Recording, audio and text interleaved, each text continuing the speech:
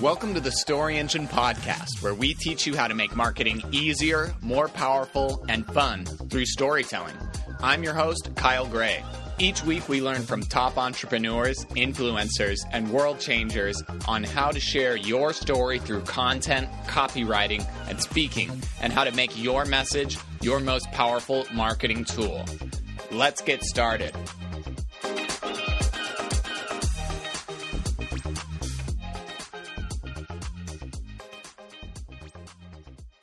Dr. Chris Zaino, welcome to the Story Engine Podcast. Thank you for having me for round two. Round two. Yes. This is special. Round two, this is the only second round video podcast that we've done so far. Mm-hmm. And you were the first, and I had such a good time, and there was so much more brilliance to be discovered that I was really excited to get you back. And I want to start it off properly by because I know that you have a lot of stories to share. And I'd love to hear another story that's really defined you and how you're showing up in the world today that's just, resonates with you. Right. So I know we talked about this story, and it's not necessarily, it could be a story when you're thinking about things. It could be a story that defined you, that was maybe a family story that was around before you were even here. A lot of times we're defined by the stories of our ancestors, and that could be a good thing, all right? But most of the times, we could see in the political atmosphere, these stories, these lingering stories, are the very things that are keeping you down, right? And so how can we take that? How can we take that story, no matter how oppressive it may be, or what it was meant for at one time, and actually turn it and spin it to show like an ashes to beauty type of story? And so the one I'll tell you is this. So there was this little child who was left on the steps of an orphanage in Italy. Right. So I don't know what the parents were thinking. Who knows back then? Maybe they couldn't afford to have the baby. I don't know. Like, no one will ever know. But he was put in a duffel bag. He was put on the steps of an orphanage.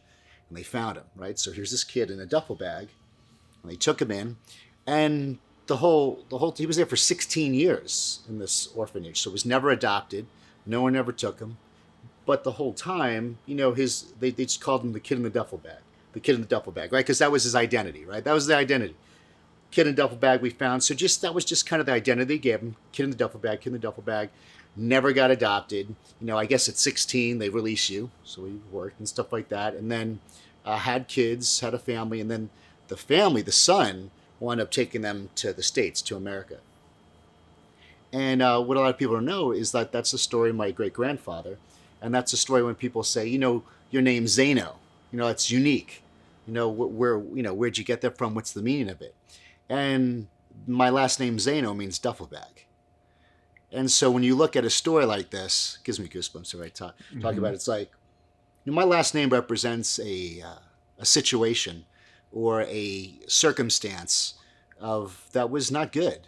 This kid, like, his little identity was, you were this baby that was given up by your parents, stuffed in a duffel bag, and left on the steps of an orphanage. And so at one point, that name represented nothing light, nothing positive. I'm sure it came with a lot of hurt. And now the future, just two generations, boom, boom. That was my my grandfather, my dad. And then now, that name Zaino has a doctor in front of it. It means, it's highly respected in other areas. In fact, I didn't think about the other day. They interviewed my son. Jeez, this is good. This is out of the story. They interviewed my son about 7 months ago. And they were just doing a little documentary, and they interviewed him, Justice, my oldest one. And they're like, so, what does Zaino mean to you? What does your last name mean to you? And he looks and he goes, winner. And I was like, it means winner. And I was like, I sat there, and this whole story came, because this is now, my son is the generation after me. So here where Zaino meant duffel bag, which it still does in Italian, like that didn't change. That's where my son sees it as a winner. He's been a karate champion.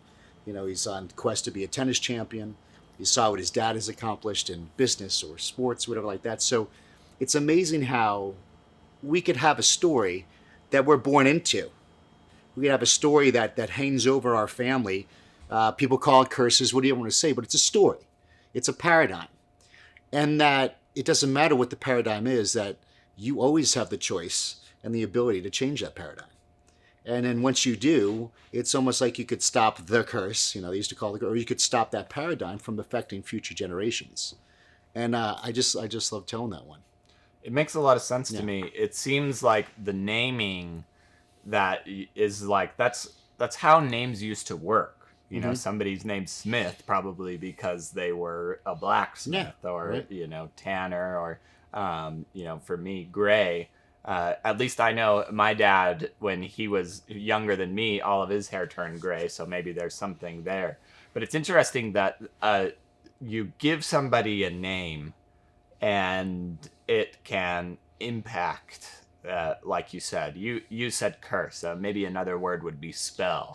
Which Yeah. is But kind of like just so let's think about what people would use. So taking religion away, taking all this stuff away. But you're right. It's like your name's something, and it takes on an identity or a story that's almost superimposed upon that person, and it's not being true. It was not that person's truth. They're just kind of like, it's like if it's programming in a way, and then that person self-fulfills this story over their life, or they're like, well, or well, your great grandfather didn't have it like this, and we're just from a long line of ... and you start to believe the lie. It's a paradigm. How come you have the same? A lot of people have the same issues that their parents had, or even down to the health issues. It's because it's what we were taught. Yeah, our parents did the best they could with what they knew, right? And so that's what we were raised. They did the best they could, but that doesn't mean it was all useful. It doesn't mean it was your truth. And it's like I said, a lot of times, I always tell you about this, a lot of times, into our 20s or 30s, we're just really, if you realize you're a bunch of superimposed values of society put against you. Well, I needed to do this. I needed to go to school. I needed to get married. Like all these other things were like we were checking off the boxes because we felt these were the values that other people thought that I should do in my life. Never taking the time to say, you know what, who am I? Never taking the time to court yourself, meaning like I don't even have a relationship with myself, let alone, living out other people's values over my life. And that's where when people say it's a midlife crisis, I don't think it's a midlife crisis at all. I think it's a crisis of life when people start to wake up and say, wait a second, what's my truth? Because you're unhappy. Because like I told you, I checked off every box. Check, check, check, check, check. And where was the numbness? Why was there still numb and depression and not happy? It's because I satisfied everybody's expectations of me, of what I should do in my life. But I never took the time to talk to the little kid who was me. I never talked to my little self saying, what's your dream? What was your imagination? What did you want to do when you grow up? And I really put that little child to the side for everybody else. And that could be TV, media, movies, right? Things that you thought would be cool, checked it off, achieve it. And in my mid-30s, it happened when I was 33. That's when I took the time and I went on my own journey saying, okay, it's time to court myself. It's time to have a relationship with me. And it was a very tough thing to do because you're auditing your life of truth. Like, well, why do I believe this? Because I was told it, or because I found it to be true? And it was my wake up call. It was my years, 33, 10 years of building a relationship with myself.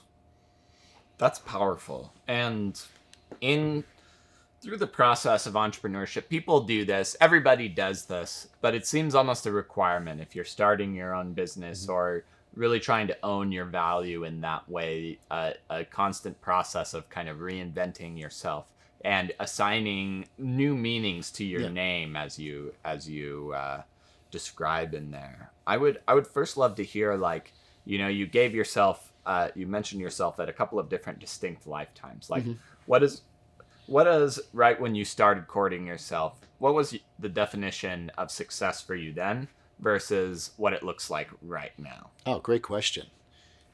Well, it was when when the switch happened is because I thought I hit the definition of success, and then you realized I climbed up a ladder and it was against the wrong building. It was like, whoa, wait a second. I hit like materialistic wise, but there was a lot of purpose through this. I mean, I helped thousands and thousands. Like, no, this is just not a meaningless thing. No, you hit it, but it was just there was a lack of fulfillment that I used to have with it. So I think, Kyle, was part of it. I think it was part of an evolving, because as spiritual beings, we're always looking for expansion right? We're always expanding, right? So it was a point of me, I think, evolving and expanding is something new. And where success might have been financial or certain things or certain numbers, I would definitely say numbers. Or for me, success, I was motivated by fear and loss of momentum. So fear, it's gas to the flame, right? I mean, like it'll get you to move, but not at a peaceful state, right? Because when you're driven in fear, you feel like it could all go away. You know, it's that whole type of thing. I remember I watched Jay Leno, even Jerry Seinfeld, and they had a little bit of that in them. You know, Jay Leno's like, I'm afraid it'll all go away someday. Jay Leno. And he had everything, right? But it's like, it is a motivator, and we could use that. I used to call it the dark side. We could use the dark side to motivate you, well, at the expense of your health, at the expense of relationships. It's just not a good place to stay. So it's like, well, how can I now enter something that, you know, it's more peaceful and happiness and ease? We were just talking before about ease, because it felt like I equivalent to working out. So work, you know, my career felt like I was benching 1,000 pounds. So it's like, well, the only way to actually expand or evolve, which I felt the calling to, was, do you have to lift more, you know, versus changing the approach to making things easier but having a bigger impact. And so that's when I felt the calling to speak more. It went into more mindset because I was in the health field. And so I realized the manifestation of your health in your body was because of how you thought. You know, you thought a certain way, so maybe you self-sabotage yourself. You didn't take care of yourself. There was lack of love for yourself. So this is the reasons why someone let their body go to hell, right? So as I realized, so I could give them the tactical tools to get healthy, but if the mindset wasn't there, it would never be long lasting. It was a duct tape. That's all it was. So I want to see someone transform. So I went more into health. Then I started seeing my conversations were more mindset. It was challenging old logic. It was even challenging certain religious beliefs that they were, or dogmas. Dogmas that they believe that were so cut in stone. But I wanted to help them maybe see things for their truth. And that's what kind of took me on that journey of the I Am Hero project and all the other things I continue to do after that. This brings us into one of my favorite places to converse about, which if you are helping somebody confront those ideas or change themselves and transform these old stories, it takes work. And usually somebody's more willing to be like, okay, well, I'll pay you $10,000 if you can fix my back. Can you just fix my back? And yeah, quick. You know, like, here's the money. Is it done yet? Yeah. But to get somebody open to something like mindset, you know, when you're making a presentation, you almost always put that at the end of the presentation so people are like more open to it. Right. But you've got to use stories persuasively to get people enrolled in changing their own mindset, which I think is really one of the things that defines a great leader. What are some of the ways that you use stories and persuasion to get people open up to, like, what do I do with my mindset, or like, I'm okay, like, listening to my mindset being changed? It's I tell through my story. So I could say things like, so I was at the point where someone wanted to help me, which, you know, this is my Kaleidos story, where my anatomy teacher, he wanted to help me. And he says, listen, I want you to go see someone. I'm like, well, thank you so much, but I've tried everything. You know, the tried everything thing. I've done it all. And he said, well, you didn't try everything, because if you tried everything, you would have had your health, or you would have had your result. And so in that moment, that was a shift. I needed to be like, you know what, he's right. Because I fell into a victim mentality. I fell into being a state of hopelessness and indifference, where I felt that I tried it all. And a lot of people felt, well, you don't understand. You don't understand my situation. You don't understand what I'm going through. You don't understand whatever that, you don't understand my circumstance. And so they're kind of, I'm just using an example. So they're into some type of indifference. They're in some type of victimhood. They're in some type of, hopeless state. And just saying, you know, when he told me that, I'm like, oh my God, he's right. Because if I did try everything, I would have had my results. So I said, it just cracked the door open a little bit. So what I'm doing, telling my story, I'm saying, basically, just give me a little bit of space. Because it did. It just cracked the window open a little bit to where I'll look at it. And because I pursued that, it totally changed my entire life. My last 18 years of my life, I wouldn't be sitting here right now. I wouldn't have all the amazing things in my life if it wasn't for me making that decision. And at the time, I had to make that decision. You know, people like, aren't you grateful for that doctor who saved your life? And I'm like, that doctor didn't save my life. Well, I saved my life. Because who made the choice? I did. Like if I gave you $10,000 to fix my back, it's like, I have to make the choice to follow through. I have to do the work. Like it's my choice. So if I do the work and I win, it was my choice. I thank you for your guidance. But if I chose and I chose not to, and I'm worse than I was, well, that was my choice too. It's extreme ownership. And so through story, telling my story and pointing at the areas that I made what I call thinking errors, and how I was aware of those thinking errors and transformed those thinking errors by just giving it a little bit of a shot. And so that's how I'm in a community. So no one feels like I'm talking at them. I'm exposing myself through that.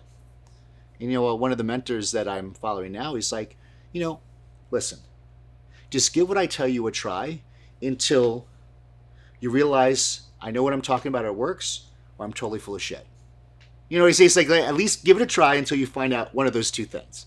Basically, like, give it that incubation period, give that gestational period, that everything takes time.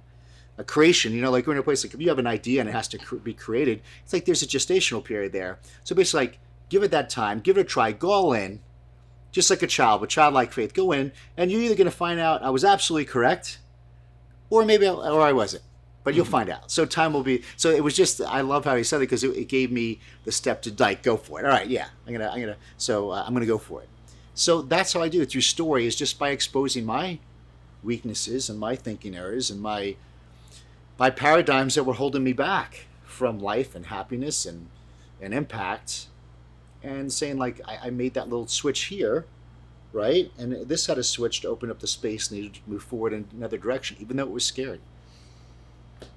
One of the magic things about storytelling, well, I'm a technically savvy person. If something's happening on my website, I can manage it, or if something's happening on my computer, I can do that. If it has to do with something like hammer and nail, electrical outlets, this kind of stuff going on, I'm a lot less confident. I'm going to put that off a lot. And I think what you're saying about stories is it gives us a chance to walk in the shoes of somebody going through this process, and allows us to feel confident and to what it does a lot of the time is it brings clarity to what could be. If we're in this story and we only see this certain kind of reality, we probably don't even see the possibility you see right away. And so just giving them this language, and I think one of the most important things is being very careful in the language. When you're in your own stories, putting into words exactly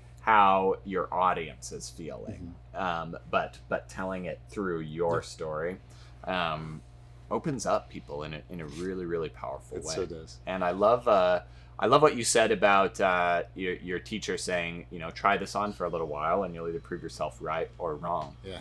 And I'd love to hear an example of a story through your life, or a way that you were operating a certain way for a long time, you believed something was possible for a long time, and then you went through this exercise and you were like, wow, there's a totally different perspective here that I didn't realize.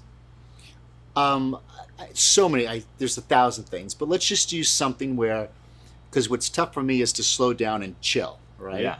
So for instance, it was like, I heard about meditation. No, man, but I was like, but I got to do more. I need that time. I don't have the time to sit and do nothing, because me and mine was sitting down doing nothing, and I could use that hour to type some email up, right? So this was that driver mentality, right?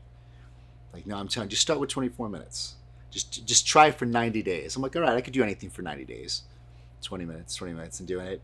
And not realizing that 20 minutes over time. And the beginning sucked. The first 7 days, 14, it sucked because my mind wanted to fight it so much. I was itching, the body was doing everything it can to be like, you need to get out of here, right? Because after a while, I started sitting through it and going through it and understanding that I'm looking in everything. I'm not going to respond to it, and just going through those meditation and just having that time of silence. Then I started craving it and enjoying it, and then looking for it. Like I couldn't wait to wake up in the morning and do that, first thing. And then the ideas I got, or how I was the rest of the day. Then I noticed that if a day I didn't do it, I was starting to notice a difference in my peace, or my focus, or even just the thought flashes of creativity that came in. So here I noticed those, but it took it took time. It took a good 90 days to become something where I so looked forward. It was just such a precious spiritual moment and time in my life to do. And I haven't missed it since. It's something I'll always do. Like even flying here on the airplane, it's like headphones in, I'm going to do it wherever. And I realized, so here it was like I fought it. I was the guy who's like, no, you don't know me. I'm built differently. Look at me. I'm not a meditating type of person. Not realizing that, wow, just opened up the whole thing. And then starting to do that, then opened up all these other things, dealing with that were just so good for peace and my soul and everything I did from there. So that's just one of 1,000. But that was just a perfect example just with my personality where I would think, it's impossible. No, that's not, I'm not meant for that. I'm not the guy who just floats around. And, but it really was for me. But I just have to give it a shot. And not give it 1 day or 2 days. No, really, like, there's a gestation. I always say there's a gestation period. Like, there has to be, you have to give it time, for actually to take its course and then really enjoy and get into it. It's been great. That makes a lot of sense to me. I've worked with a lot of high-performing leaders and coaches and things like that. And I find a pattern of, actually, the more established you are, the further along you are, things like that become very, very difficult. Another thing, I work with people on their presentations, and I insist they practice their presentations, which for somebody who's kind of a novice and it's the first time they're doing a presentation, they're like, of course I'm going to practice. Like, what are you talking about? If I work with somebody who's fairly well established, who's done speaking, they're like, I don't have time for practice. Are you kidding me? I've got to run a huge business. So it's really interesting what you shared there, because again, it's like, it's not enough to be great at your craft if you can't persuade somebody to do the dance with you. Right. And Kyle, you mentioned something too, and there's a lot of docs and stuff that come to me and they want to start speaking, and that's right. Like, but communication is the key. You tell them to practice, and they're like, I'll practice. But we didn't ask them, well, how do you practice? Mm-hmm. So most of the time their practice is they're kind of thinking it in their head, right? Or they might read it on a piece of paper. And here's another good story. See, everything's stories. So, and they're all from wise people. So my son, when he was in karate, so he's part of the Chuck Norris program. Chuck Norris has a whole like martial art. So he went to Vegas and won championships 4 years in a row with the bow staff. And I'll never forget it. So Justice he was proficient in his staff, right? And you ever see, and so he had the bow staff and he's kind of running through his head and he had the bow staff and he's kind of like doing it, he's like, kind of like half speed, he's kind of just, half speeding it. And his sensei comes over, he's like, is that how you're going to perform it in the world championships? And he's like, what do you mean? He's like, is that how you're going to perform it in the world championships? He's like, well, no. He's like, every time you pick up that bow staff and you make a move or you do a strike, do it exactly like you're in front of the judges in the world championships. So with my son, because practice doesn't make perfect, right? Perfect practice makes perfect. So my son just kind of like going through the drill in his head and kind of doing it half speed and stuff, like he was practicing less than what it should be. Are you following what I'm saying? So like, yeah. And so I was like, what a great thing of advice. So, and that's what I realized when it came to when I would speak, I didn't just read the scripts. I would get a camera, my speaking coach, and I would film me doing the talk because he wanted me up, he wanted me standing, he wanted me speaking it, he wanted my body language in it. Just imagine the difference of me just reading it in my head. And now we bring in body language, standing, speaking, breathing, moving. It's a whole other level of connection of learning your story, being able to present it out to your story. Do you see the difference of it versus just, so how many people actually present their story in front of a large group of people? The first time I do it is actually in front of people because they've been like doing it mentally or writing it down and they didn't practice it. So every time I practiced it in front of a camera, I did in front of the camera. So I practiced my story and what I was going to say in front of a camera like I was saying it, full speed, sweating and everything. And when I matched it up to my son's teacher and how like professionals of the highest level, they practice like they're in game day. They're practicing like this is the one on the line. Like my son's favorite tennis player, like Rafael Nadal, right? He practices so hard because it's like they practice like it's showtime all the time. So I just think when it comes to like, well, how do you speak? How do you practice your story? If you're going to speak, it's like, did you ever think about actually speaking it? I know it feels weird. You're all by yourself in front of a camera, but you take it that extra level, it'll be so wide in your nervous system, and I believe you'll make such a connection with your audience as well. The big takeaway I get from that is that it's important to have clarity, and like, it's not enough to say practice. You have to say, here's how I expect you to practice. When you give them the steps that are clear and allow them to move forward, then it makes it a much easier to move forward on a situation. It's another persuasive technique used with. And even now, when I'm talking about it now, I think about my team. If I tell them to do something, and I'll tell them to do it, but maybe I didn't tell them the exact steps on how I want it to be done. So when the product might not be what I exactly intended it to be, and you look back, it's like, oh, extreme ownership. I didn't say practice it at full speed. You know what I mean? I didn't actually go in. They just here do this, but I didn't maybe explain exactly how it needed to be done, or practice at a certain level, like training, staff training, like train on the phones.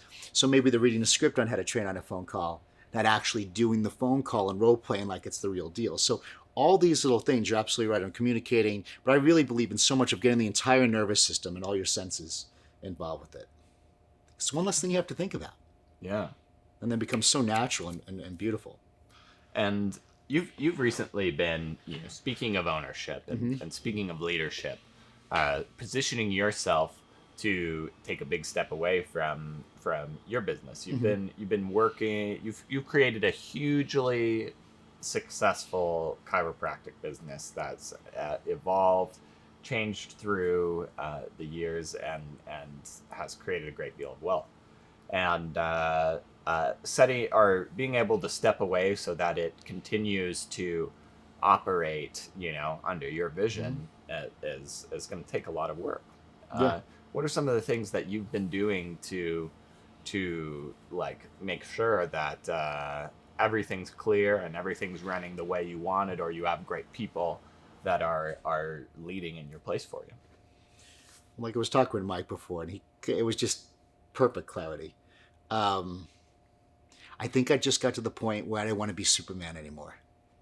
I'm like, I'm sick of leaping tall buildings and running faster than trains and beating speeding bullets. It's like, because I'm going to drive myself sick. So it's to the point where it's like, you know what? Because the thing is, if I don't fully trust my team, they'll never take full ownership.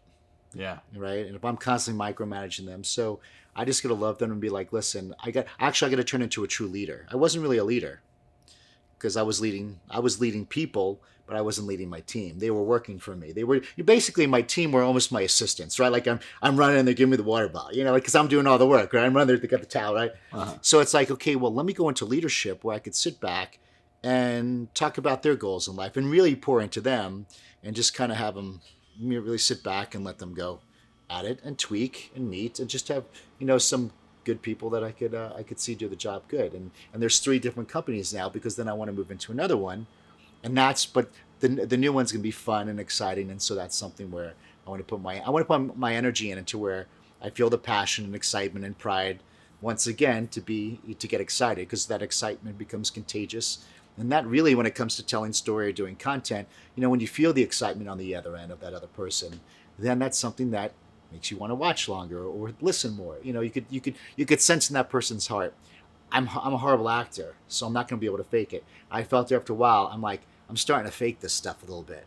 Like faking, so it's like now, if I feel that way, it's time for me to evolve on and move on and bring the right people to take it over. And the other thing is, I want to find docs in there that have that young, evangelical, passionate heart and fire that I had when I first came out. I was like, I really thought I believed I was saving the world.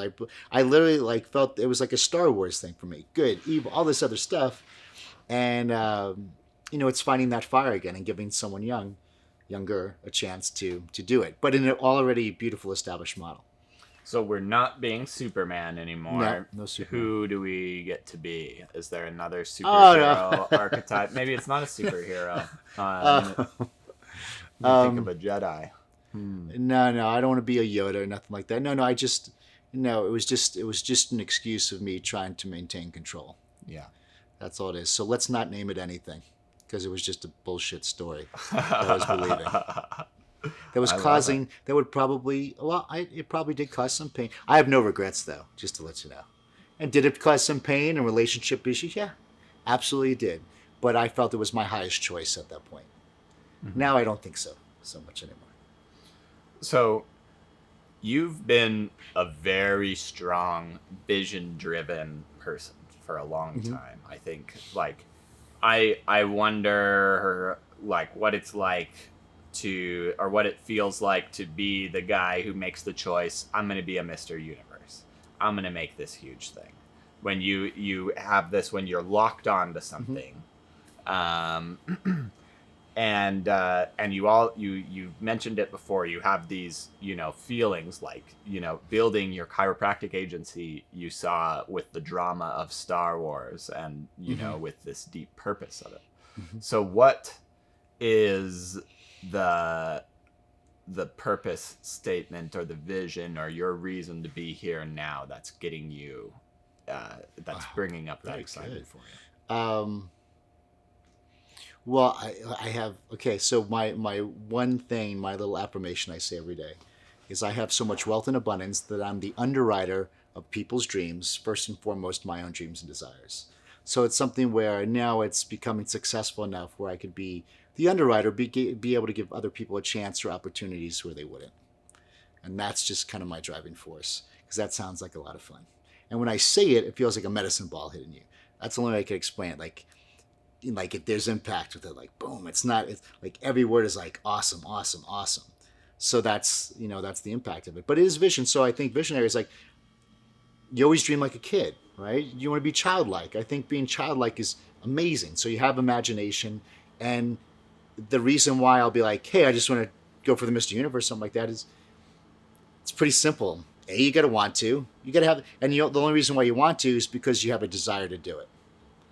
That's it. And then you make a decision. So, right, you wanted to do, I have a desire to do it, therefore I want to do it, and then I got to really make the decision. And when I make the decision, it's like, it's a decision. And then when you make the decision, you don't break the agreement with yourself. See, it goes back to you. I broke agreements with myself my whole life. Because I wouldn't want to break an agreement with you or you. And so, or I would say yes to something that it was really a no. And put myself in situations because I wanted to be liked or something or admired. It wasn't my highest choice.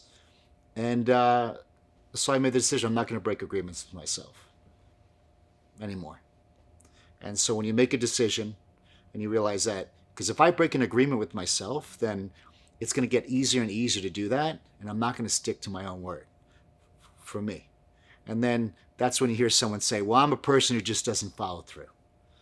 And if you are that person, you could change it by just making a decision that you're just not going to break that agreement with yourself anymore. Or before I get into something, when I say my yes is my yes. It's okay. And if you do, it's okay. You forgive yourself over that. But that's it. I have the vision. I desire it. I want it. And then I go for it. What's an agreement that in the past that you've had with yourself that was easy to break, and since you've said no more, and you're not breaking that agreement anymore? Oh, well, let's just do health-wise, right? Let's see, because it's something maybe people could. For me, food was a lot of comfort. As I'm half Middle Eastern, half Italian. Everything, good, bad, in between was around food. My mom flew in from the airport. She had one suitcase with food already cooked. I mean, like, it was just, everything is emotional over food. So and here I picked something health-wise where I have to practice temperance, right, with food, and not be there was an addiction to it. And I would self-sabotage myself a lot. I literally I would say I had bulimia, but I couldn't throw up. I had that for years, when I was like 20 to 30, probably 10 years. And if I could throw up, I would throw up. I just couldn't. I didn't know how to do that thing. So what did I do? I would binge eat, and then I would take dieters tea that were just diuretics and laxative teas, and I would not eat. I would punish myself. Mm-hmm. So you had this weird, horrible thing of imbalance of So I was constantly beating the crap out of myself emotionally, and it was horrible from your self-esteem, everything go down, and so I had a really bad addiction with food. Believe it or not, right? So I realized when I went through that, I'm like, I'm not going to let this overtake me anymore. So if I want to have something, great. But if it's something there, if I have a goal, and let's say that I love cookies and pizza. I know this is, but this is a big deal. And like, I realized that it's my choice. Can I have that? Because I used to think I could, like, you can't have this, you can't have that. And that anxiety would make you go, right? So I realized instead of, no, I could have whatever I want. I really can. I mean, if I want to drink or have whatever, I could do whatever I want. I just choose to not right now because it's not aligned with the goal I'm pursuing right now. So when I really took these off, be like, Chris, you could have whatever you want. There's nothing off the table, but it's your choice. And choose this because it's part of your goal. It's not sabotaging you. So it was really working on a sabotaging model, because the reason why I said with food, because that self-sabotaging model just didn't deal with nutrition and food. This was something that was leaking very easily into relationships, into business, into a lot of things, into my associate doctors. I would self-sabotage. I would do self-sabotaging things, and I could really see like it was coming from that root. So like, when did it start? It started with food for me, and then it leaked in. So that was one area that I had to really work on to say, hey, listen, again, it was building that relationship with yourself again, and not breaking that agreement. I'm not going to sabotage myself. And if I do choose to eat something, it's because I wanted to, and I'm okay with it. But I'm not gonna. I mean, I'm just even talking about this now, bringing it back. Like, I can't even believe the things I did out of guilt over eating something wrong. Like that's what happens. Like, your mind gets warped in such a lie that I remember saying the day's ruined. You know how many times I said the day's ruined? Ridiculous, but it's a lie you believe, and that holds you back. And all of us, at one point in time, will face something or have something like that we have to face and work through, or get mentors or get people. Very seldom is there going to be a rock bottom moment that pulls you out of it, but it's always good to have people around you that might be able to look into and speak into your life, and then give yourself grace.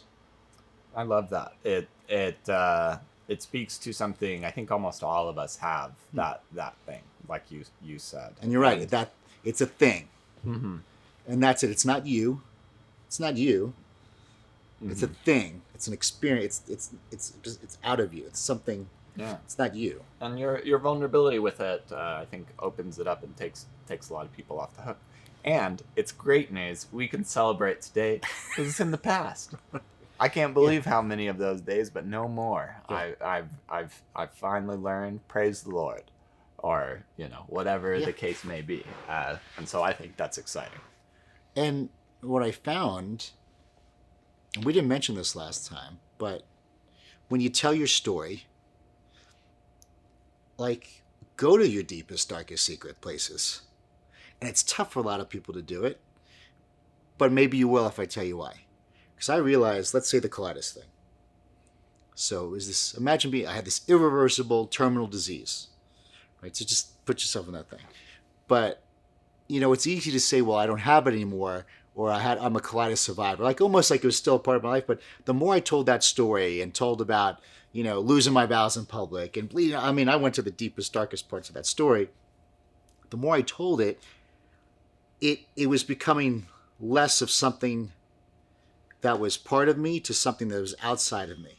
Like, it was just, I realized it wasn't mine. It was an experience that I just moved through in life. It was never me. It was just an experience I went through. So the amount of healing that it provided, talking about stuff, like even the stuff we talked about today, the more I talk about it, that's where the healing happens, because it's in the light. Mm-hmm. It has no power over me when I could speak about it openly and see it as an experience and almost be grateful for it, because I'm so grateful that I went through that experience, where some people would be still a victim of their experience. I'm like, are you kidding me? It was the best experience I had in my life, because the change my life took, that I never would, the unknowns that happened were just absolutely beautiful. And I think when you tell your story, when you speak and you go as deep, because Bo Eason, one guy, I remember him saying, he's an amazing speaker. He says, the gold is in the deepest, darkest secrets of your heart. And that's really is when you speak. You come out there and you have instant, connection because you're going deep. But when you go deep, I notice that there's a healing that happens. So if I talked about, I said, the more so whatever I talk about, it becomes just an experience of a story that happened in my life, but it was never me. There was nothing broken with me. There was nothing wrong with me. It was just an experience I got to go through to be able to help and teach, learn. And I really think the ultimate spiritual healing happens when you're able to share that experience that you had with someone else that may or may not be going through that same situation. That resonates with me really deeply. Right. One of the things I've been working at in my practice and in my business is an idea I call the $1 million lie. Mm-hmm. And it stems from just that. I believe most of us have these little lies. And you said yours like just this relationship with food that, you were like, wasn't fun to talk about for a very long time. But it's actually the thing that, the thing that you're afraid to share, the thing that you're afraid to be vulnerable with, is the thing that really like helps us connect with people. And it removes a layer of armor in a way that unlike any other things. And so what's exciting is like that story is like there's such a huge upside for your life if you can figure out how to translate it into something better. And what's more exciting for particularly for someone like me who works on presentations is not only can we translate it and make your life better, but this actually might be the thing that makes you a bunch of money. And so, yeah, it is a healing process in there. And we certainly, I would highly recommend, like, to anybody out there, don't just go sharing your story without going through some kind of healing process, because I've seen that happen before too. And you're just like going in tears in front of hundreds of people, like processing something. You don't want that. Nobody wants that. That's not the vulnerability we're signing up for. But if it happens, if it happens, if that's the path you've got to go on, then because what does that turn into? It turns into another story. Yeah. So I was on stage, and it was in that moment I realized that I was forgiven, and I just let go in front of 100 people. Like, yeah, it's all good. Oh, that's cool. It's all beautiful. Yeah. And I think that's what it is. When you see it, realize that everything's beautiful. And when you do go vulnerable, you're also butting up against the paradigm of, what do people think about me? Are they going to laugh at me? Are they going to... And you're going to find out they don't. Like the whole, because that's one of the big 6 fears Napoleon Hill talks about, fear of what people think. Oh yeah. Right. So you see how like the story has such a beautiful process of so many things. Not only making, and yes, did it make millions? Absolutely, made a lot. 2, did it heal my past, my future? Absolutely. Did it break generational paradigms of my life that were lies? Yes, it did. Did it strengthen and allow me to evolve? Yes. And did it help, thousands and thousands, if not 100,000 people? Yes. So it really is a vehicle. That's one of the oldest vehicles out there. I mean, people have been telling stories there's cave walls. It's the oldest technology. Oldest technology for a reason. Mm-hmm. And I feel if people could really see all that, maybe you could see all the multi-dimensional benefits, not just for making a clothes, but like there's a part of you that grows. It's multifaceted and beneficial on all areas of life. Yeah. Dr. Z, it's been such a pleasure having you back on the show and concluding with this, just kind of bringing it full circle on your own story that we opened with in our interview nearly a year ago. And it's been such a pleasure seeing myself between the interviews, seeing you between the interviews, and seeing all of the growth and creation that's happened as a result. So thank you so much for joining us on the podcast. And where can we go to learn more about you and connect with you? Oh, if you guys want to connect with me, Instagram's great. Just go there for now. It's at Dr. Zaino, right? DrZaino. I answer all the messages. That's all my content right there. And it'll help shift you to become better each and every single day. And it's a real good place to connect. And any questions or comments you have, that helps me develop even more content for you guys as well.